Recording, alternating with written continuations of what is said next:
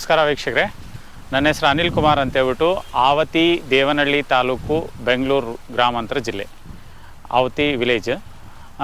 ನಾನು ಸಾವಯವ ಕೃಷಿಯನ್ನು ಮಾಡ್ತಾಯಿದ್ದೀನಿ. ಸುಮಾರು ನಾನು ಈ ಸಾವಯವ ಕೃಷಿಗೆ ಬಂದು 24 ವರ್ಷ ಆಗಿದೆ. 24 ವರ್ಷದಲ್ಲಿ ಇವತ್ತೂ ತರಕಾರಿ ಬೆಳೆಗಳನ್ನು ಹೆಚ್ಚಿನ ಪ್ರಮಾಣದಲ್ಲಿ ನಾನು ಬೆಳೀತಾ ಹೋಗ್ತಾಯಿದ್ದೀನಿ. ಮತ್ತು ಸಾವಯವದಲ್ಲಿ ಎಲ್ಲ ರೀತಿಯ ತರಕಾರಿಗಳನ್ನು ನಾವು ಬೆಳಿಬೋದು. ಮುಖ್ಯವಾಗಿ ತರಕಾರಿಗಳಂತಂದಾಗ ನಿಮಗೆ ಗೊತ್ತೇ ಇದೆ ಎಲ್ಲರೂ ಎಷ್ಟು ವಿಧದ ತರಕಾರಿಗಳಿದೆ ಅಂತ. ಆದರೆ ನಾನು ತರಕಾರಿ ಬೆಳೆಗಳನ್ನು ಸೀಸನಲ್ಲಾಗಿ, ಆಲ್ ಸೀಸನ್ ಅಂತಲ್ಲ, ಸೀಸನಲ್ಲ, ಯಾವ ಋತುಮಾನಕ್ಕೆ ತಕ್ಕ ಹಾಗೆ ಯಾವ ಬೆಳೆ ಬರುತ್ತೆ ಅಂತ ಅಂದ್ಕೊಂಡಿರ್ತೀರಿ ಆ ಬೆಳೆಗಳನ್ನು ಮಾತ್ರ ನಾನು ಬೆಳಿತೀನಿ. ಇವತ್ತು ನಾನು ಈ ಸಾವಯವ ಕೃಷಿನ ಯಾಕೆ ಮಾಡಬೇಕು ಅಂತ ಈಗ ನಾನು ನಿಮ್ಗೆ ಈಗಾಗಲೇ ಹೇಳಿದೆ. ಇದರಲ್ಲಿ ತುಂಬ ಒಂದು ತೃಪ್ತಿ ಭಾವ ಇದೆ. ಹೇಳೋದಲ್ಲ, ಸಾವಿರಾರು ಜೀವಕೋಟಿಗೆ ಒಂದು ಅನ್ನ ಕೊಡುವಂಥದ್ದು, ಮನುಷ್ಯರಿಗೆ ಆಗಿರ್ಬೋದು, ಪ್ರಾಣಿಗಳಿಗೆ ಆಗಿರ್ಬೋದು, ಪ್ರಕೃತಿನಲ್ಲಿರೋ ಕೀಟಗಳಿಗೆ ಆಗಿರ್ಬೋದು, ಎಲ್ಲನ ಅವಲಂಬಿಸಿ ಬದುಕುವಂಥದ್ದು ಒಂದು. ಮತ್ತು ಇವತ್ತು ನಮ್ಮ ಮುಖ್ಯವಾದ ಆಹಾರ ಎಲ್ಲರೂ ತಿಂದು ಒಳ್ಳೆ ಆರೋಗ್ಯವಾಗಿ ಬದುಕಬೇಕು ಅನ್ನೋ ಒಂದು ದೃಷ್ಟಿಯಿಂದ ಈ ಸಾವಯವ ಕೃಷಿಯನ್ನು ಮಾಡ್ತಾಯಿದ್ದೀನಿ. ಈ ಬರೀ ಹಣ ಮಾಡೋ ಉದ್ದೇಶ ಒಂದೇ ಅಲ್ಲ. ಯಾಕೆ ಅಂದರೆ ಹಣ ಮಾಡೋ ಉದ್ದೇಶದಲ್ಲಿ ಏನಾಗ್ತದೆ ಅಂತಂದರೆ, ಇಲ್ಲಿ ನಾನು ಇರೋದು ಈಗ ಹೈವೇನಲ್ಲಿ NH47 Hyderabad to Kashmir to Kanyakumari NH47 ಅಂತ ಹೇಳ್ತಾರೆ ಇದನ್ನು. ಅಂಥ ಹೈವೇನಲ್ಲಿದ್ದೀನಿ. ಇವತ್ತು ನನ್ನ ಜಮೀನು ವ್ಯಾಲ್ಯೂ ಬಂದು 8 ಕೋಟಿ ಇದೆ ಒಂದು ಎಕರೆಗೆ. ಇವತ್ತು ದುಡ್ಡನ್ನು ತೊಗೊಂಡು ಜೀವನ ಮಾಡೋಕ್ಕಾಗೋದಿಲ್ಲ. ದುಡ್ಡಿಟ್ಕೊಂಡು ಬರೀ ಬಿಸ್ನೆಸ್ ಮಾಡ್ಬೋದು. ಬಿಸ್ನೆಸ್ ಅಂತಂದರೆ ಬರೀ ಲೆಕ್ಕಾಚಾರ, ಹಣನ ಮೌಲ್ಯನ ಹೆಚ್ಚಿಸುವಂಥ ಒಂದು ಬಿಸ್ನೆಸ್ ಅಷ್ಟೇ. ಆರೋಗ್ಯನ ಹೆಚ್ಚಿಸುವಂಥ ಬಿಸ್ನೆಸ್ ಅಲ್ಲ ಅದು. ಆರೋಗ್ಯನ ಹೆಚ್ಚಿಸ್ಬೇಕಂದ್ರೆ ನಾವು ಒಳ್ಳೆಯ ವಾತಾವರಣದಲ್ಲಿ ಬದುಕಬೇಕು, ನಾವು ಶ್ರಮ ಹಾಕಬೇಕು, ಒಳ್ಳೆಯದನ್ನು ಇನ್ನೊಬ್ಬರಿಗೆ ಕೊಡಬೇಕು. ಈ ಉದ್ದೇಶದಿಂದ ನಾನು ಈ ಸಾವಯವ ಕೃಷಿಯನ್ನು ಮಾಡ್ತಾಯಿದ್ದೀನಿ. ಈಗ ಅರ್ಧ ಎಕರೆ ಜಮೀನಲ್ಲಿ ಸುಮಾರು ಒಂದು 20 ಥರದ ತರಕಾರಿ ಬೆಳೆಗಳಿದ್ದಾವೆ. ಆಲ್ರೆಡಿ ಈಗ ಇದರಲ್ಲಿ ಸೊಪ್ಪಿನ ಬೆಳೆಗಳ ಕಟಾವು ಆಗಿದೆ. ಈಗ ಬೀನ್ಸ್ ಇದೆ, ಹೀರೆಕಾಯಿ ಇದೆ, ಇದು ಟೊಮೊಟೊ ಇದೆ, ಮೆಣಸಿನ್ಕಾಯಿ ಇದೆ, ಕೋಸಿನ 4 ವೆರೈಟಿ ಕೋಸ್ ಇದೆ. ಮತ್ತು ಬೀನ್ಸ್ ಈಗ ನೋಡಿ ಆಲ್ರೆಡಿ ಕ್ರಾಪ್ಗೆ ಬಂದಿದೆ. ಹೀರೆಕಾಯಿ ಕ್ರಾಪ್ ಬರ್ತಾಯಿದೆ. ಸೌತೆಕಾಯಿ ಆಲ್ರೆಡಿ ಕ್ರಾಪ್ ಮುಗಿದಿದೆ. ಪಪ್ಪಾಯ ಇದೆ. ಈ ಥರ. ಮತ್ತು ಇದ್ರ ಜೊತೆಗೆ ಕಳೆ ಮತ್ತು ಜೋಳ ಮುಖ್ಯವಾಗಿ ಇಷ್ಟೂ ನಡೀತಾ ಇದೆ. ನೋಡಿ ಈಗ ಇದು ಬೀನ್ಸ್ ಕಟಾವಿಗೆ ರೆಡಿ ಇದೆ. ಝೀರೋ ಮೇಂಟೆನೆನ್ಸ್ ಅಂದರೆ ಈವನ್ ಗೊಬ್ಬರ ಸಹ ಹಾಕಿಲ್ಲ ನಾನು ಈ ಭೂಮಿಗೆ. ಈಗ ಗೊಬ್ಬರ ಹಾಕಿ ಒಂದು 5 ವರ್ಷ ಆಗಿದೆ ನನ್ನ ಭೂಮಿಗೆ. ಜೀವಾಮೃತ ಮತ್ತು ಗೋಕೃಪಾಮೃತ ಎರಡನ್ನು ಒಂದು ಸ್ವಲ್ಪ ಮಟ್ಟಿಗೆ ಬಳಸ್ತಾ ಇದ್ದೀನಿ. ಜಾಸ್ತಿ ಇಲ್ಲ, ಮುಂಚೆ ಜಾಸ್ತಿ ಬಳಸ್ತಾ ಇದ್ದೆ, ಈಗ ಅದನ್ನು ಕಡಿಮೆ ಮಾಡಿದ್ದೀನಿ. ಭೂಮಿ ಫಲವತ್ತತೆಯನ್ನು ಪರೀಕ್ಷೆ ಮಾಡೋದಕ್ಕೆ ನಾನು ಯಾವ ಲ್ಯಾಬ್ಗೂ ಹೋಗಲ್ಲ. ನಾನೇ ಸ್ವಂತವಾಗಿ ನನ್ನ ಭೂಮಿ ಫಲವತ್ತತೆ ಹೇಗಿದೆ ಅನ್ನೋದಕ್ಕೆ ಪರೀಕ್ಷೆಗೊಳಪಡಿಸ್ಬೇಕಾಗಿತ್ತು. ಅದಕ್ಕೋಸ್ಕರ ನಾನು ಈ ವರ್ಷ ಒಂದು ವರ್ಷದಿಂದ ನಾನು ಏನೂ ಕೊಡ್ತಾ ಇಲ್ಲ. ಇದಕ್ಕೆ ಕಡಿಮೆ ಪ್ರಮಾಣದಲ್ಲಿ ಕೊಟ್ಕೊಂಡು ಅದನ್ನು ಬೆಳೆಯೋದಕ್ಕೆ ಪ್ರಯತ್ನ ಪಟ್ಟಿದೆ. ಪರವಾಗಿಲ್ಲ, ಒಳ್ಳೆ ಉತ್ತಮವಾದ ಇಳುವರಿ ಬಂದಿದೆ. ಅಂದರೆ ಉತ್ತಮವಾದ ಇಳುವರಿ ಅಂತಂದರೆ ಕಂಪೇರ್ ಟು ಕೆಮಿಕಲ್ ಅಲ್ಲ, ನಾವು ಮಾಡಿರೋ ಶ್ರಮಕ್ಕೆ ಆ ಗಿಡಕ್ಕೆ ಏನು ಪ್ರತಿಫಲ ನಾವು ಎಕ್ಸ್ಪೆಕ್ಟ್ ಮಾಡ್ತೀರೋ ಅಷ್ಟು ಬಂದಿದೆ ಅಂತ ನಾನು ಹೇಳ್ತೇನೆ. ಇಲ್ಲಿ ಕೆಮಿಕಲ್ಲು ಆರ್ಗ್ಯಾನಿಕ್ಗೆ ಕೆಲವೊಂದು ನಾನು ಮುಖ್ಯವಾಗಿ ಮಾನದಂಡ ಏನು ಹೇಳ್ತೀನಿ ಅಂತಂದರೆ, ಕೆಮಿಕಲಲ್ಲಿ ಬಂದಾಗೆ ಆರ್ಗ್ಯಾನಿಕಲ್ಲಿ ಬರೋದಿಲ್ಲ. ಆದರೆ ಲೈಫ್ ಟೈಮ್ ಇದೆಯಲ್ಲ, ಇದು ತುಂಬ ದಿನ ಬದುಕುತ್ತೆ ಗಿಡ, ಬೇಗ ಬಂದು ಬೇಗ ಹಾಳಾಗುವಂಥದ್ದಿಲ್ಲ. ಹಂಗಾಗಿ ನಮಗೆ ಇಳುವರಿ ಒಂದೇ ಆವರೇಜಾಗಿ ಬರ್ತಾ ಇರ್ತದೆ. ಹಂಗಾಗಿ ನಮಗೆ ಇಳುವರಿ ಉತ್ತಮ ಅಂತ ಹೇಳ್ಬೋದು. ಉತ್ತಮ ಅಂದರೆ ನಾನು ಏನು ಶ್ರಮ ಹಾಕಿದ್ದೀನಿ ಅಂದರೆ, ಈಗ ಗೊಬ್ಬರ ಕೊಟ್ಟರೆ ಇನ್ನು ಸ್ವಲ್ಪ ಜಾಸ್ತಿ ಬರುತ್ತೆ, ಬರೋದಿಲ್ಲ ಅಂತಲ್ಲ. ಮತ್ತು ನಾವು ಏನು ಜೀವಾಮೃತ ಗೋಕೃಪಾಮೃತನ ನಾವು ವಾರಕ್ಕೆ 15 ದಿನಕ್ಕೆ ಒಂದು ಸರಿ ಕಂಟಿನ್ಯೂಸ್ ಆಗಿ ಮಾಡೋದ್ರಿಂದ, ಮತ್ತು ಹಸಿರೆಲೆ ಗೊಬ್ಬರಗಳನ್ನು ಸ್ವಲ್ಪ ಮಧ್ಯದಲ್ಲಿ ಇಂಟರ್ವಲಲ್ಲಿ ಕೊಡೋದ್ರಿಂದ ಸ್ವಲ್ಪ ಇಳುವರಿಗಳನ್ನು ತಗೊಳ್ಬೋದು. ಆದರೆ ನನಗೆ ಈಗ ನನ್ನ ಪರೀಕ್ಷೆಗಳು ಏನಂತಂದರೆ, ಏನನ್ನು ಭೂಮಿಗೆ ಕಳೆ ಬಿಟ್ಟು ಬೇರೆ ಯಾವುದೇ ಹೊರಗಡೆಯಿಂದ ಯಾವುದೇ ಗೊಬ್ಬರನ ಕೊಡದೇನು ಸಾಧ್ಯನಾ, ಅದನ್ನು ಫಸಲನ್ನು ತೆಗಿಬೋದಾ, ನನ್ನ ಭೂಮಿ ಫಲವತ್ತತೆ ಆಗಿದೆಯಾ ಇಲ್ಲ ಅಂತ ಪರೀಕ್ಷೆ ಮಾಡೋಕ್ಕೋಸ್ಕರ ನಾನು ಈಗ ಏನೂ ಕೊಟ್ಟಿಲ್ಲ. ಹಂಗಾಗಿ ಒಳ್ಳೆ ಇಳುವರಿ ನನ್ನ ಅನುಭವಕ್ಕೆ, ಹಿಂದೆ ಮಾಡ್ತಾ ಇದ್ದಿದ್ದ ಅನುಭವಕ್ಕೆ ಈಗ ಒಳ್ಳೆ ಇಳುವರಿ ಬಂದಿದೆ. ಮತ್ತು ಇದು ನೋಡಿ ನಾಟಿ ಏನು ಚಕ್ಕೋತ ಸೊಪ್ಪು ಸುಮಾರು 6 ಅಡಿ ಹೈಟ್ ಬೆಳೆದಿದೆ. ಈಗ ಹೂವು ಬರ್ತಾಯಿದೆ ಆಲ್ರೆಡಿ ಬಿತ್ತನೆಗೆ. ನೆಕ್ಸ್ಟು ಇದು ತುಂಬ ಈಗ ಅಪರೂಪದ ಆಗೋಗಿದೆ. ಈಗೆಲ್ಲ 1-1.5 ಅಡಿ ಹೈಬ್ರಿಡ್ ಬರೋವಂಥದ್ದು. ಇದನ್ನು ಒಂದು ಸರಿ ಗಿಲ್ತಾ ಇದ್ದರೆ ಮತ್ತೆ ಚಿಗುರ್ತಾ ಇರ್ತದೆ. ಈ ಸೊಪ್ಪನ್ನು ತೆಗೆದರೆ ಮತ್ತೆ ಗಿಡ ಇದು ಚಿಗುರಿ ಮತ್ತೆ ಸೊಪ್ಪು ಸಿಗ್ತಾ ಇರ್ತದೆ ಕಂಟಿನ್ಯೂಸ್ ಆಗಿ. ಒಂದು 5 ರಿಂದ 6 ತಿಂಗಳವರೆಗೂ ನಮ್ಮ ತೋಟದಲ್ಲಿ ಹಾಗೆ ಉಳ್ಕೊಳ್ತಾ ಇದು ಮಳೆಗಾಲದಲ್ಲಿ. ಇದನ್ನು ನಾವು ಬಳಸ್ತಾ ಇರ್ಬೋದು. ಮತ್ತು ಅದು ಚಿಗುರ್ತಾ ಇರ್ತದೆ. ಮತ್ತು ಆರೋಗ್ಯಕ್ಕೂ ಒಳ್ಳೆಯದು. ಇದು ನಾಟಿ ಸ್ಪೀಶಿ. ನಿಮ್ಮ ತೋಟದಲ್ಲಿ ಚಕ್ಕೋತ ಸೊಪ್ಪು ಅನ್ನೋದಕ್ಕಿಂತ ಸುಮಾರು ನಿಮಗೆ ಹೌದು ಕಳೆ ಗಿಡ ಅಂತ ಏನು ಗುರುತಿಸ್ತೀರಿ ಅದೆಲ್ಲನೂ ಒಂದು ರೀತಿಯಲ್ಲಿ ನಮಗೆ ಬೇಕಾಗುವಂಥ ನಿತ್ಯ ಬಳಕೆಯಲ್ಲಿ ಬಳಸುವಂಥ ಒಂದು ಸೊಪ್ಪುಗಳೇ ಆಗಿದ್ದಾವೆ ಅಲ್ವಾ? ಹೌದು. ಅದರಲ್ಲಿ ಸುಮಾರು ಪುನರ್ನವ ಅಂತ ಇದೆ. ಪುನರ್ನವ ಹೆಸರೇ ಕೇಳಿಲ್ಲಲ್ಲ ಸರ್ ಇದು? ಕೊಮ್ಮೆ ಸೊಪ್ಪು ಅಂತ ಹಳ್ಳಿಯಲ್ಲಿ ಕಾಮನ್ ಆಗಿ ಕರೀತಾರೆ. ಎಂತ ಸೊಪ್ಪು? ಕೊಮ್ಮೆ ಸೊಪ್ಪು. ಕುಮ್ಮೆ ಸೊಪ್ಪು. ಹೌದು, ಕುಮ್ಮೆ ಸೊಪ್ಪು ಕೇಳಿದ್ದೀನಿ, ಪುನರ್ನವ ಅಂತ ಕೇಳಲಿಲ್ಲ. ಇದು ನೋಡಿ ಸರ್, ಇದು ಕೊಮ್ಮೆ ಸೊಪ್ಪು. ಸರಿ. ಇದು ನಾಟಿ ಹುಳಿ ಟೊಮೊಟೊ ವೆರೈಟಿ ಹೈಬ್ರಿಡು. ಆ್ಯಕ್ಚುಲಾಗಿ ನೋಡಿ, ಇದಕ್ಕೆ ಎಲ್ಲ ಥರದ ಕಾಯಿಲೆಗಳು ಬರ್ತದೆ. ಕಾಯಿಲೆಗಳಂತಂದರೆ ಗಿಡನ ಬೆಳೆಸೋದೇ ಒಂದು ಕೆಲವರಿಗೆ ದುತ್ಸರ. ನಂದರಲ್ಲಿ ಎಲ್ಲನೂ ಚೆನ್ನಾಗಿ ಬೆಳೆದಿದೆ. ಈ ಹೂಜಿಗಳದ್ದು ಒಂದು ಸಮಸ್ಯೆ ಒಂದು ಬಿಟ್ಟರೆ ಇನ್ನೇನು ಪ್ರಾಬ್ಲಮ್ ನನಗೆ ಕಾಣಿಸಿಲ್ಲ. ಬೇರೆಯವ್ರಿಗೆ ಏನೇನೋ ಕಾಣಿಸುತ್ತೆ, ಆದರೆ ನನಗೆ ಗೊತ್ತಿಲ್ಲ. ನನಗೆ ಹೂಜಿ ಸಮಸ್ಯೆ ಮೇಜರಾಗಿ ಕಾಣಿಸ್ತಾ ಇದೆ. ಅದರದ್ದು ನೋಡಿ, ಇದು ಡ್ಯಾಮೇಜಸ್ ಎಲ್ರಿಗೂ ಓಪನ್ ಆಗಿ ತೋರಿಸ್ಬೋದು. ಹೂಜಿದು ನೋಡಿ, ಈ ಥರ ಹೂಜಿ ಹಾಳು ಮಾಡಿರೋದ್ರಿಂದ ಈ ಥರ ಹಣ್ಣು ಎಲ್ಲ ಹೋಲಾಗಿರುತ್ತೆ, ಮತ್ತು ಈ ಥರ ಹಣ್ಣು ಕೊಳ್ತೋಗುತ್ತೆ. ಆದರೂ ನನಗೆ ಒಂದು 10 to 15% ಹೋದ್ರೂ ನನಗೆ ಒಂದು 70% ಅದು ಉಳಿತಾಯ ಆಗುತ್ತೆ. ನಾನು ಯಾವುದೇ ರೀತಿ ಏನು ಅದಕ್ಕೋಸ್ಕರನೇ ಏನೂ ಸ್ಪೆಷಲಾಗಿ ಏನು ಟ್ರೀಟ್ ಮಾಡಿದ್ದೇನಿಲ್ಲ. ನ್ಯಾಚುರಲಾಗಿ ಬರೀಬೇಕು, ಅದು ಹೇಗೆ ಉಳಿಯುತ್ತೆ ಪ್ರಕೃತಿನಲ್ಲಿ ಅಂತ ಒಂದು ಪ್ರಯೋಗ ಮಾಡಿದ್ದು. ಆನಂತರ ಇದ್ರ ಜೊತೆಯಲ್ಲಿ ಚೆರಿ ಟೊಮೊಟೊ ಹಾಕ್ಕೊಂಡಿದ್ದೀನಿ. ಇದಕ್ಕೇನು ನಾನು ಖರ್ಚು ಮಾಡಿದ್ದಿಲ್ಲ. ನನ್ನ ತೋಟದಲ್ಲೇ ಹುಟ್ಟಿರೋ ಅಂಥದ್ದು ಗಿಡಗಳನ್ನು ತೊಗೊಂಬಂದು ಇಲ್ಲಿ ನಾಟಿ ಮಾಡಿರೋವಂಥದ್ದು ಒಂದು ಬೆಡ್ ವ್ಯವಸ್ಥೆಯಲ್ಲಿ. ನೋಡಿ, ಈಗ ಆಲ್ರೆಡಿ ಈ ಕ್ರಾಪ್ ಸ್ಟಾರ್ಟ್ ಆಗಿದೆ. ನಾನೇ ನೋಡ್ಕೊಂಡಿಲ್ಲ, ಇವತ್ತೇ ಫಸ್ಟ್ ನೋಡ್ತಾ ಇರೋದು. ಇಷ್ಟು ಚೆನ್ನಾಗಿ ಬಂದಿದೆ ಅಂತ ನನಗೆ ಇವತ್ತೇ.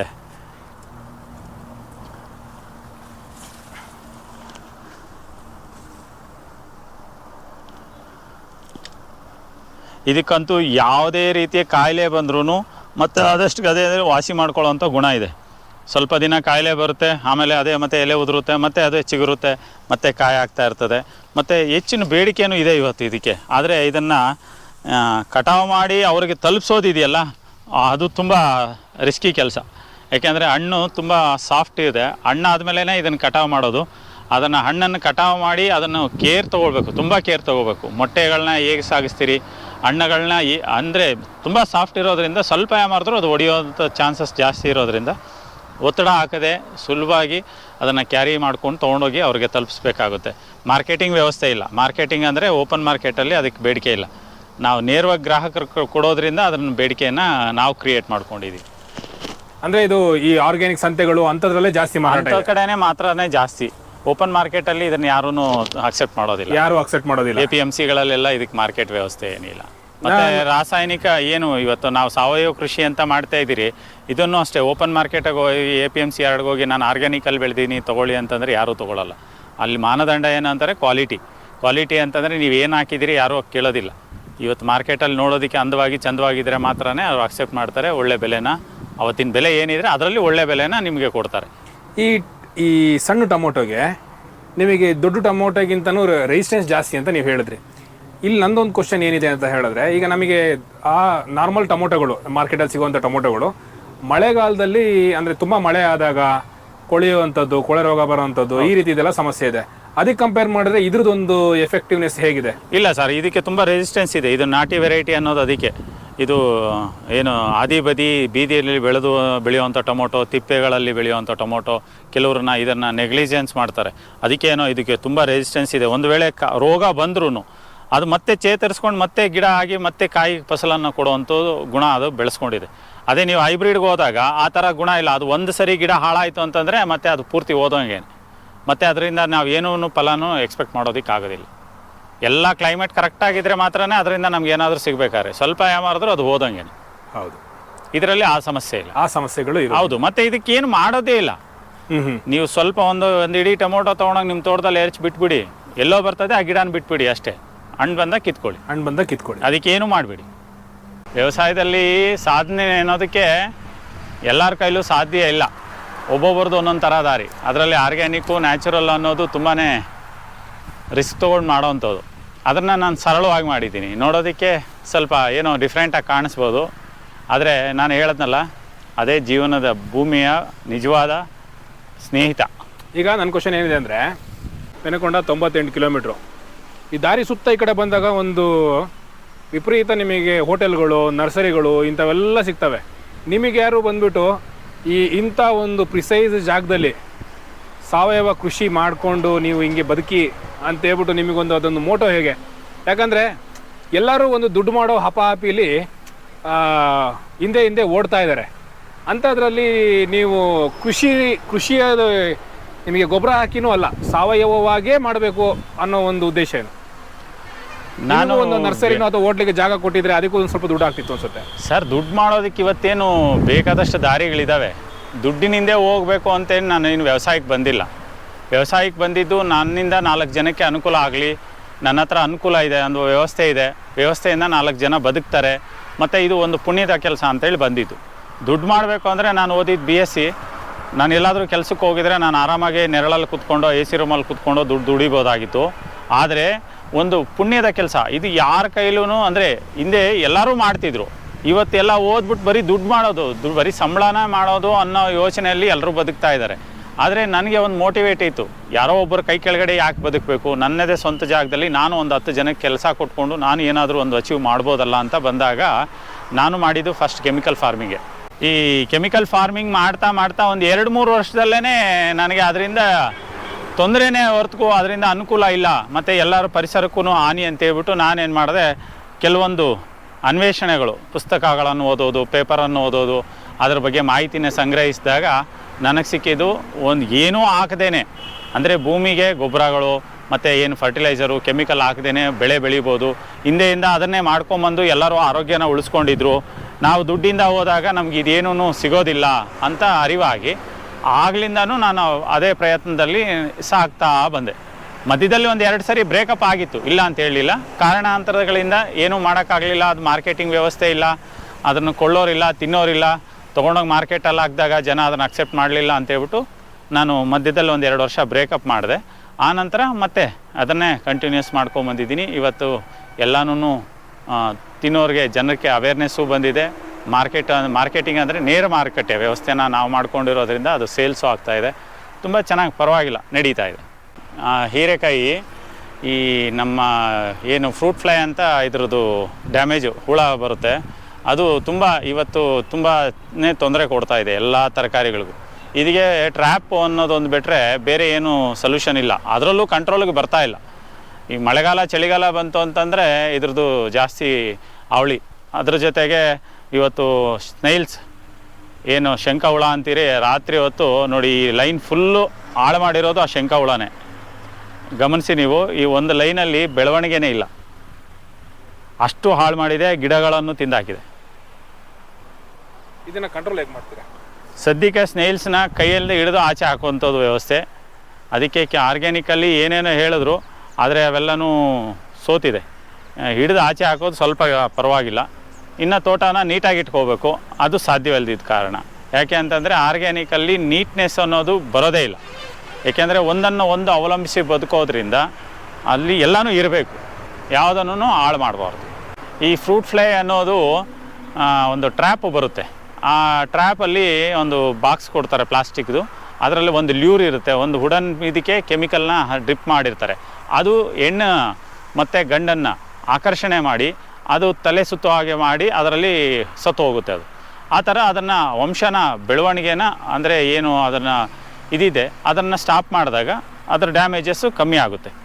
ಆ ಥರ ಮಾಡ್ಕೊಳ್ತಾ ನಾವು ಕಂಟ್ರೋಲ್ ಮಾಡ್ಬೋದು. ಅಂದರೆ ಒಂದು ಎಕರೆಯಲ್ಲಿ ಒಂದು 10ರಿಂದ 15 ಫ್ರೂಟ್ ಫ್ಲೈ ಟ್ರ್ಯಾಪ್ಗಳನ್ನು ನಾವು ಆ ಥರ ಹ್ಯಾಂಗ್ ಮಾಡಬೇಕಾಗುತ್ತೆ. ನಾನು ಅದನ್ನು ಟ್ರ್ಯಾಪನ್ನು ಹೇಗೆ ಮಾಡ್ಕೊಂಡಿದ್ದೀನಿ ಅಂತಂದರೆ, ಲ್ಯೂರ್ ಮಾತ್ರ ತಂದು ಹಳೆ ನೀರಿನ ಬಾಟ್ಲಿಯಲ್ಲಿ ಇಟ್ಬಿಟ್ಟು ಅದನ್ನು ಮಾಡಿದ್ದೀನಿ, ಮೇಲ್ಗಡೆ ಮಾತ್ರ.